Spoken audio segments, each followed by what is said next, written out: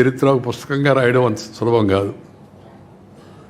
Doctor Nandamuri Taraka Ramarao గారి నటన గురించి కూడా పుస్తకం రాయాలంటే సాధ్యమయ్యే పని కాదు. అమలు చేశారు మన వాళ్ళు కొందరు.